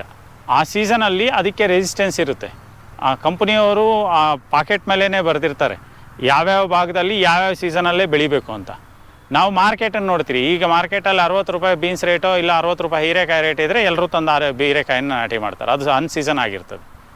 ಆ ಸೀಸನಲ್ಲಿ ಹೋದಾಗ ನಮಗೆ ಅದು ರೋಗನೂ ಬಾಧೆ ಕಮ್ಮಿ ಇರುತ್ತೆ, ಕೀಟ ಬಾಧೆನೂ ಕಮ್ಮಿ ಇರುತ್ತೆ, ಇಳುವರಿನೂ ಜಾಸ್ತಿ ಇರುತ್ತೆ. ಇಲ್ಲಿ ಸೊಪ್ಪುಗಳನ್ನು ಎಲ್ಲ ವೆರೈಟಿ ಸೊಪ್ಪುಗಳನ್ನು ಹಾಕಲಾಗಿದೆ. ಇದು ಆಲ್ ಸೀಸನ್, ಇದು ವ್ಯಾಪಾರೀಕರಣ. ಅಂದರೆ ಎಲ್ಲ ಸೊಪ್ಪುಗಳು, ಈಗ ಹೊಲದ ಸೊಪ್ಪುಗಳ ಬಗ್ಗೆ ನಿಮಗೆ ಮಾಹಿತಿ ಕೊಟ್ಟೆ. ಅದನ್ನು ಬಿಟ್ಟು ಇದು ಮಾರ್ಕೆಟಲ್ಲಿ ಇವತ್ತೇನು ಚಾಲ್ತಿಯಲ್ಲಿದೆ ಆ ಥರ ಸೊಪ್ಪುಗಳು, ಸಬ್ಬಕ್ಕಿ ಇದೆ, ಪಾಲಕ್ ಇದೆ, ದಂಟಿದೆ, ಏನು ಮೆಂತ್ಯ ಇದೆ, ಕೊತ್ತಂಬರಿ ಇದೆ, ಗೋಂಗೂರ ಇದೆ, ಎಲ್ಲ ಥರದ ಸೊಪ್ಪುಗಳನ್ನು ಸ್ವಲ್ಪ ಮಟ್ಟಿಗೆ ಇದು ದೈನಂದಿನ ಒಂದು ಜನಕ್ಕೆ ಬೇಡಿಕೆಯನ್ನು ಕೊಡೋದಕ್ಕೆ. ಅದ್ರ ಜೊತೆಯಲ್ಲಿ ಇವತ್ತು ತೊಂಡೆ ಗಿಡನ ನಾಟಿ ಮಾಡಿದ್ದೀನಿ. ತೊಂಡೆ ಗಿಡ ಈಗ ನಾಟಿ ಮಾಡಿದ್ರೆ ನಿಮಗೆ ಬೇಸಿಗೆಯಲ್ಲಿ ಇದು ಕಾಯಿ ಸ್ಟಾರ್ಟ್ ಆಗುತ್ತೆ. ನಿಮಗೆ ಆಲ್ರೆಡಿ ಬರುತ್ತೆ, ಆದರೆ ಬೇಸಿಗೆಯಲ್ಲಿ ಗಿಡ ಚೆನ್ನಾಗಿ ಬಲ್ತ ನಂತರ ಕಾಯಿ ಸ್ಟಾರ್ಟ್ ಆಗುತ್ತೆ. ಇದು ಬೇಸಿಗೆ ನಾಟಿ ಮಾಡಬೇಕು. ಹೌದು, ಈಗ ಅಂದರೆ ಸೆಪ್ಟೆಂಬರ್, ಅಕ್ಟೋಬರ್, ನವಂಬರಲ್ಲಿ ನಾಟಿ ಮಾಡಿದ್ರೆ ನಿಮ್ಗೆ 2 ತಿಂಗಳಲ್ಲಿ ಗಿಡ ಮೇಲೆ ಬಳ್ಳಿ ಬೆಳೆದು ಚೆನ್ನಾಗಿ ಬಲ್ತ ಮೇಲೆ ಕಾಯಿ ಸ್ಟಾರ್ಟ್ ಆಗುತ್ತೆ. ಇದು ಬೇಸಿಗೆಯಲ್ಲಿ ಹೆಚ್ಚಿನ ಇಳುವರಿ ಬರುತ್ತೆ. ನಾನು ಸೀಸನಲ್ ಅಂತ ಏನು ಹೇಳ್ತೀನಿ, ಇದಕ್ಕೆ ಕಡಿಮೆ ನೀರು ಬೇಕು. ಹೆಚ್ಚು ಇಳುವರಿ ಬೇಕು ಅಂದರೆ ಇದು ಬೇಸಿಗೆಯಲ್ಲಿ ಕಾಯಿ ಬರುವಂಗೆ ನಾವು ಮೇಂಟೈನ್ ಮಾಡಬೇಕು. ಮಳೆಗಾಲದಲ್ಲಿ ತೇವ ಜಾಸ್ತಿ ಆದರೆ ಇದಕ್ಕೆ ರೋಗ ಬಾಧೆ ಜಾಸ್ತಿ, ಅದರ ಜೊತೆಗೆ ಇಳುವರಿ ಬರೋದಿಲ್ಲ. ಬಿಸಿ ಆದಷ್ಟು ಇದು ಮತ್ತು ಹೀರೆಕಾಯಿ ಮತ್ತು ಪಡವಲಕಾಯಿ ಈ ಮೂರೂ ಬೇಸಿಗೆಯಲ್ಲಿ ನಮಗೆ ಹೆಚ್ಚಿನ ಇಳುವರಿ, ಕಡಿಮೆ ಶ್ರಮ ಹೆಚ್ಚಿನ ಇಳುವರಿನ ಪಡೀಲಿಕ್ಕೆ ಸಾಧ್ಯ ಆಗುತ್ತೆ. ರೋಗ ಬಾಧೆ ಎಲ್ಲ ಕಡಿಮೆ ಇರುತ್ತೆ. ಕುಂಬಳಕಾಯಿ ಅದು ಮಳೆಗಾಲದ ಬೆಳೆ, ಬೇಸಿಗೆಯಲ್ಲೂ ಬೆಳಿಬೋದು. ಸ್ವಲ್ಪ ಫ್ರೂಟ್ ಫ್ಲೈ ಡ್ಯಾಮೇಜಸ್ ಜಾಸ್ತಿ. ಮತ್ತು ಇದು ನಮ್ಮದು ಸೀಮೆ ಬದನೆ ಗಿಡ ಮುಖ್ಯವಾಗಿ ಇದು ಮಳೆಗಾಲದ ಬೆಳೆ, ಮಳೆಗಾಲ ಮತ್ತು ಚಳಿಗಾಲದ ಬೆಳೆ. ಹೆಚ್ಚಿನ ಇಳುವರಿ ಬೇಕು ಅಂದರೆ ನೀವು ಮಳೆಗಾಲ ಮತ್ತು ಚಳಿಗಾಲದಲ್ಲೇ ನೀವು ಬೆಳ್ಕೊಳ್ಬೇಕಾಗುತ್ತೆ. ಬೇಸಿಗೆಯಲ್ಲಿ ಇದರಲ್ಲಿ ನಿಮಗೇನು ಆದಾಯ ಬರೋದಿಲ್ಲ. ಒಂದು ವೇಳೆ ಬಂದ್ರೂ ಅದು ಊಟಿ ವೆರೈಟಿ, ಊಟಿಗೆ ಅವ್ರಿಗೆ ಸರಿ ಹೋಗುತ್ತೆ, ಕೊಡೈಕೆನಾಲ್ ಅವ್ರಿಗೆ ಹೊರತು ನಮಗೆ ಅದರಿಂದ ಲಾಭ ಇಲ್ಲ. ನಂತರ ಮಳೆಗಾಲದ ಸೂಕ್ತವಾದ ಬೆಳೆ ಅಂತಂದರೆ ಬಳ್ಳಿ ಬೀನ್ಸು. ಇದರಲ್ಲಿ 2 ಥರದ್ದು ಇದೆ. ಒಂದು ಇದು ವೈಟ್ ಲಾಂಗ್ ಅಂತ ಹೇಳ್ತೀರಿ, ಇನ್ನೊಂದು ಬಂದು ಗ್ರೀನ್ ವೆರೈಟಿ. ಇಲ್ಲಿ ನಾನು ವೈಟ್ ವೆರೈಟಿ ಹಾಕ್ಕೊಂಡಿದ್ದೀನಿ. ಇದಕ್ಕೆ ಹೆಚ್ಚಿನ ತೇವಾಂಶ ಮತ್ತು ಸ್ವಲ್ಪ ಕೋಲ್ಡ್ನೆಸ್ ಇರಬೇಕು, ಪಾಲಿನೇಷನ್ ಎಲ್ಲ ಆಗಬೇಕು, ಫ್ಲವರ್ ಡ್ರಾಪ್ ಆಗಬಾರ್ದು ಅಂತಂದರೆ ನಿಮಗೆ ಈ ಮಳೆಗಾಲನೇ ಸ್ವಲ್ಪ ಸೂಕ್ತವಾದ್ದು. ಹೆಚ್ಚಿನ ನೀರನ್ನು ಕೇಳುವಂಥ ಬೆಳೆ ಇದು. ಈ ಅಳಸಂಡೆ, ಚಪ್ರದವರೆ ಅದು ಸೇಮ್ ಬೀನ್ಸಿಂದೇ ಸೀಸನ್ ಅನಿಸುತ್ತೆ? ಇಲ್ಲ ಸರ್, ಅಲಸಂದೆನೂ ಕಡಿಮೆ ನೀರಲ್ಲಿ ಅಂತ ಬೆಳೆಯುವಂಥದ್ದು. ಅದೆಲ್ಲ ಬಯಲು ಪ್ರದೇಶ, ಮಳೆ ಆಶ್ರಿತವಾಗಿ ಬೆಳೆಯುವಂಥದ್ದು. ನೀರಾವರಿ ಬೇಕಾಗಿಲ್ಲ ಅದಕ್ಕೆ. ಓಕೆ. ತೊಗರಿಗೆ ಬೇಕು. ಚಪ್ರದವರೆ ಅದು ಬೇಸಿಗೆಗೆ ಅಂದ್ರೆ ತೊಂಡೆಕಾಯಿ ಹೇಗೆ ಬೆಳೀತದೆ ಅದೇ ಥರ. ಅದಕ್ಕೆ ಕಡಿಮೆ ನೀರು ಬೇಕು, ಬಿಸಿಲು ಜಾಸ್ತಿ ಇರಬೇಕು. ಅದು ನೀವು ಮಳೆಗಾಲದಲ್ಲಿ ಹಾಕಿದ್ರೆ ಬಳ್ಳಿ ಬೆಳೆಯುತ್ತೆ, ಕಾಯಿ ಫಸಲು ಕಮ್ಮಿ ಆಗುತ್ತೆ, ಮತ್ತು ರೋಗ ಬಾಧೆ ಜಾಸ್ತಿ ಇದೆ ಅದಕ್ಕೆ. ಅದನ್ನು ನೀವು ಇದರಲ್ಲಿ ನಮ್ಮ ಆರ್ಗ್ಯಾನಿಕಲ್ಲಿ ಕಂಟ್ರೋಲ್ ಮಾಡ್ಬೋದು. ಇಳುವರಿನ ನಿರೀಕ್ಷಿತ ಪ್ರಮಾಣದಲ್ಲಿ ಬೆಳೆಯೋಕ್ಕಾಗಲ್ಲ. ಈಗ ನಾನು ಇಲ್ಲಿ ನೋಡಿ ಹೀರೆಕಾಯಿ ಹಾಕಿದ್ದೀನಿ, ಆಲ್ಟರ್ನೇಟ್ ಆಗಿ ಹಾಕಿದ್ದೆವು. ಸುಮ್ಮನೆ ನನ್ನ ಒಂದು ಏನು ಕಸ್ಟಮರ್ ಇದ್ದಾರೆ ಅವ್ರಿಗೊಂದು ಸ್ವಲ್ಪ ಕೊಡ್ಬೋದಲ್ಲ, ಎಲ್ಲ ಕೇಳ್ತಾರಲ್ಲ ಅಂತ. ಇಳುವರಿ ತೀರಾ ಕಡಿಮೆ ಇದೆ. ಇದು ನೋಡಿ ಅಲ್ಲಿ ಚಕೋತ ಹೇಳಿದ್ನಲ್ಲ, ಇದು ಹೈಬ್ರಿಡು ಚಕೋತ. ಹಾಂ, ಇದ್ರ ಬೆಳೆ ಇಷ್ಟೇ ಬರೋದು ಸರ್. ಇದು ಚಕೋತ, ಇದು ಸೊಪ್ಪು. ಹಾಂ, ಇದು ಹೈಬ್ರಿಡ್ ವೆರೈಟಿ. ತಿಕ್ಕಾಗಿರುತ್ತೆ ಎಲೆಗಳು, ನೀರಿನಂಶ ಜಾಸ್ತಿ ಇರುತ್ತೆ ಇದರಲ್ಲಿ. ಇದು ಮ್ಯಾಕ್ಸಿಮಮ್ 1.5 ಅಡಿಯಷ್ಟು ಬೆಳೆಯುತ್ತೆ ಅಷ್ಟೇ. ಇದು ನಿಮಗೆ ಈಗ ಸಣ್ಣದಿರೋದ್ರಿಂದ ಈ ರೀತಿ ಎಲೆ ಇದೆ? ಹೌದು, ಇದು ಇನ್ನೂ ಚಿಕ್ಕದು, ಎಲ್ಲ ಒಂದು 10 ಡೇಸ್ ಅಷ್ಟೇ. ಇದು ಮ್ಯಾಕ್ಸಿಮಮ್ ನಾವು ಹಾರ್ವೆಸ್ಟ್ ಮಾಡೋಷ್ಟೊತ್ತಿಗೆ 1.5 ಅಡಿಯಷ್ಟು ಬೆಳೆಯುತ್ತೆ. ಅದು ನಾಟಿ, ಅದು ಮರದ ಥರ ಬೆಳೆಯುತ್ತೆ. ಹೌದು, ನೀವು ತೋಟದಲ್ಲೆಲ್ಲ ಇದೆಯಲ್ಲ, ಅದೆಲ್ಲ ನೋಡೋದಕ್ಕೆ ಕಾಂಗ್ರೆಸ್ ಗಿಡ ಥರ ಬೆಳ್ಕೊಂಡ್ರು ಇದು ಮಲ್ಟಿ ಕ್ರಾಪ್ ಕಟಿಂಗ್ ಬರುತ್ತೆ. ಅದು ತೆಗಿತಾ ಇದ್ರೆ ಮತ್ತೆ ಬರ್ತಾ ಇರ್ತದೆ. ಇದು 1 ಟೈಮು ಅಷ್ಟೇ. ಇದು ಹೀರೆಕಾಯಿ ಈಗ ಕಟಾವ್ ಆಗಿದೆ. ಇದರಲ್ಲಿ ಈ ಹೂಜಿ ಕಾಟ ಅಂದರೆ ಫ್ರೂಟ್ ಫ್ಲೈ ಅಂತ ಏನಿದೆ ಅದು ಇಲ್ಲಿ ಡ್ಯಾಮೇಜ್ ಮಾಡಿದೆ. ನೋಡೋದಕ್ಕೆ ಒಕ್ರ ಸ್ವಲ್ಪ ಶೇಪ್ ಚೇಂಜ್ ಆಗಿದೆ. ಎಲ್ಲರೂ ಮಾರ್ಕೆಟಲ್ಲಿ ಎಲ್ಲ ನೀಟಾಗಿರಬೇಕು, ಸಾಫ್ಟ್ ಆಗಿರಬೇಕು ಅಂತಾರೆ. ಇದು ನೋಡಿ, ನೋಡೋದಕ್ಕೆ ಬಲ್ತಂಗೆ ಕಾಣಿಸುತ್ತೆ ಮತ್ತು ವಕ್ರವಾಗಿದೆ, ಆದರೆ ಇದನ್ನು ಎಲ್ಲರೂ ಬಳಸ್ಬೋದಾದಂಥದ್ದು. ನೋಡಿ, ಒಳಗಡೆ ಏನೂ ಡ್ಯಾಮೇಜ್ ಆಗಿಲ್ಲ. ನೀವು ಮನೆಗೆ ತೊಗೊಂಡೋಗಿದ ತಕ್ಷಣ ನಿಮ್ಗೇನಾದರೂ ಇದಿದ್ದರೆ ಇದನ್ನು ಒಂದು ಸ್ವಲ್ಪ ನೋಡಿ, ಇಲ್ಲೊಂದು ಸ್ವಲ್ಪ ಡ್ಯಾಮೇಜ್ ಆಗಿದೆ, ಎಲ್ಲಿ ಬೈಟ್ ಆಗಿದೆ ಅದನ್ನು ಈ ಪೀಸನ್ನು ತೆಗೆದುಬಿಟ್ಟು ಫ್ರಿಜ್ಜಲ್ಲಿ ಎತ್ತಿಡಿಬಿಡಿ. ನೀವು ಒಂದು ವಾರ ಆದ್ರೂ ನಿಮಗೆ ಈ ಕಾಯಿ ಅನ್ನೋದು ಇದಾಗೋದಿಲ್ಲ. ನೀವು ಇದನ್ನೇ ಕಾಯಿನ ನೀವು ಹಾಗೇ ಇಟ್ಟರೆ ಇದು ಕಾಯಿ ಕೊಳೆಯುವಂಥ ಚಾನ್ಸಸ್ ಇರುತ್ತೆ. ಯಾಕೆಂದರೆ ಈ ಫ್ರೂಟ್ ಫ್ಲೈ ಏನು ಡ್ಯಾಮೇಜ್ ಮಾಡಿರುತ್ತೆ ಇದು ಹಾಗೇ ಕೊಳಿತಾ ಹೋಗುತ್ತೆ. ಆದರೆ ಎಲ್ಲ ಸಂದರ್ಭದಲ್ಲೂ ಆಗಿರೋದಿಲ್ಲ. ಆದರೆ ನೀವು ಹುಷಾರಾಗಿ ಅದು ಗೊತ್ತಾಗಿದ ತಕ್ಷಣವೇ ತೆಗಿಬೇಕು. ನೀವು ಮಾರ್ಕೆಟಲ್ಲಿ ಎಲ್ಲನೂ ಒಳ್ಳೇದು ಬೇಕು ಅಂತಂದಾಗ ಅದು ನಿಮಗೆ ಸಿಗೋದು ವಿಷಾನೇ. ಯಾಕೆ ಅಂತಂದರೆ ಇದನ್ನು ಕಂಟ್ರೋಲ್ ಮಾಡೋದಕ್ಕೆ ವಿಷದಿಂದನೂ ಸಾಧ್ಯನೇ ಇಲ್ಲ. ಇವತ್ತು ಕೆಮಿಕಲ್ ಸ್ಪ್ರೇ ಮಾಡಿದ್ರೂ ಈ ಹೂಜಿನ ಓಡಿಸೋದಕ್ಕಾಗಿಲ್ಲ ತೋಟದಿಂದ ಆಚೆಗೆ. 2 ದಿನ ಮಾತ್ರ ಇರೋದಿಲ್ಲ, 3ನೇ ದಿನ ಬರುತ್ತೆ. ಅಲ್ಲಿಗೆ 3ನೇ ದಿನ ಮತ್ತೆ ರೈತ ಸ್ಪ್ರೇ ಮಾಡಬೇಕಾಗುತ್ತೆ. ಅಲ್ಲಿಗೆ ನೀವು ಯೋಚನೆ ಮಾಡಿ ಎಷ್ಟು ವಿಷಾನ ನಿಮ್ಮ ದೇಹಕ್ಕೆ ಅವರು ಸೇರಿಸ್ಬೋದು ರೈತರಾದವರು ಅವ್ರ ಬೆಳೆನ ಉಳಿಸ್ಕೊಳ್ಳೋದಕ್ಕೆ. ಅದರ ಬದಲಾಗಿ ನೀವು ಆರ್ಗ್ಯಾನಿಕಲ್ಲಿ ಈ ಥರ ಏನು ಫ್ರೂಟ್ ಫ್ಲೈ ಡ್ಯಾಮೇಜ್ ಆಗಿದೆ ಅದನ್ನು ಉಪಯೋಗಿಸೋದನ್ನು ದಯವಿಟ್ಟು ಕಲೀರಿ. ಇಲ್ಲ ಅಂತಂದರೆ ಈ ಥರದ್ದು ನಿಮಗೆ ಒಳ್ಳೆಯ ಒಂದು ಅವಕಾಶಗಳು ಮತ್ತು ಒಳ್ಳೆಯ ತರಕಾರಿಗಳು ಮತ್ತು ಸಿಗೋದೇ ಇಲ್ಲ. ಯಾಕೆ ಅಂತಂದರೆ ಈಗ ನನ್ನ ಇವತ್ತಿನ ಒಂದು ಹಾರ್ವೆಸ್ಟಲ್ಲಿ ನಿಮಗೆ ಒಂದು 2 kgನೂ ಸಿಗೋಲ್ಲ. ಒಂದು 50 kg ಹಾರ್ವೆಸ್ಟ್ ಆಗಿದೆ. 50 kgಯಲ್ಲಿ 2 kgನೂ ನೀವು ಕೇಳುವಂಥ ಮಾರ್ಕೆಟ್ ಕ್ವಾಲಿಟಿ ಗ್ರೇಡು ಸಿಗೋದಿಲ್ಲ. ಎಲ್ಲನೂ ಫ್ರೂಟ್ ಫ್ಲೈ ಡ್ಯಾಮೇಜ್ ಇದೆ. ಇಷ್ಟೊತ್ತು ನನ್ನ ತೋಟದ ಒಂದು ಸಣ್ಣ ಕಿರು ಪರಿಚಯ, ಸಾವಯವ ಕೃಷಿನಲ್ಲಿ ಎಲ್ಲ ರೀತಿಯ ತರಕಾರಿಗಳನ್ನು ಬೆಳಿಬೋದು, ಯಾವ ಸೀಸನಲ್ಲಿ ಏನು ಹಾಕಿದ್ರೆ ಬರುತ್ತೆ ಅನ್ನೋದ್ರ ಬಗ್ಗೆ ನನಗೆ ಗೊತ್ತಿರೋಷ್ಟು ಮಾಹಿತಿನ ನಿಮ್ಮ ಮುಂದೆ ಹಂಚ್ಕೊಂಡಿದ್ದೀನಿ. ನಿಮಗೆ ಇಷ್ಟ ಆಗಿರ್ಬೋದು ಅನಿಸುತ್ತೆ. ನನ್ನ ತೋಟದಲ್ಲಿ ಇನ್ನೂ ಹೆಚ್ಚಿನ ಮಾಹಿತಿ ನಿಮಗೇನಾದರೂ ಬೇಕು ಅಂತ ಅನಿಸಿದ್ರೆ ನನ್ನ ಬಗ್ಗೆ ಜೊತೆಯಲ್ಲಿ ಮಾತಾಡಬೇಕು ಅಂತಂದರೆ ದೇವನಹಳ್ಳಿಯಿಂದ ಚಿಕ್ಕಬಳ್ಳಾಪುರಕ್ಕೆ ಹೋಗೋ ಮೈನ್ ರೋಡಲ್ಲಿ, ನ್ಯಾಷನಲ್ ಹೈವೇ ರೋಡಲ್ಲಿ ಆವತಿ ಅನ್ನೋ ಗ್ರಾಮದಲ್ಲಿ ಮೈನ್ ರೋಡ್ಗೆ ಇದೆ. ನನ್ನ ನಂಬರ್ನ ಡಿಸ್ಪ್ಲೇ ಮಾಡ್ತಾರೆ. ಅದ್ರ ಜೊತೆಯಲ್ಲಿ ಫೋನ್ ಕಾಂಟ್ಯಾಕ್ಟ್ ಮಾಡಿಕೊಂಡು ನೀವು ಬಂದು ನನ್ನ ತೋಟನ ಭೇಟಿ ಮಾಡಿ ನಾನು ಬೇಕಾದಂಥ ಮಾಹಿತಿನ ನೀವು ಪಡಿಬೋದು. ಇಷ್ಟೊತ್ತು ನಾನು ಮಾಹಿತಿನ ಹಂಚ್ಕೊಂಡಿದ್ದೀನಿ. ಇಲ್ಲಿ ಯಾವುದೇ ರೀತಿಯಂತಹ ನಿಮಗೆ ಈ ಮಾಹಿತಿ ಇಷ್ಟವಾಗಿದ್ದರೆ ನನ್ನ ಜೊತೆ ಮಾತಾಡಬೇಕು ಅನಿಸಿದ್ರೆ ದಯವಿಟ್ಟು ನನ್ನ ತೋಟಕ್ಕೆ ವೀಕ್ಷಣೆ ಮಾಡಿ, ನನ್ನ ತೋಟಕ್ಕೆ ಬಂದು ನನ್ನ ಜೊತೆ ಭೇಟಿ ಮಾಡಿ ಮಾತಾಡಿ. ನಮಸ್ಕಾರ.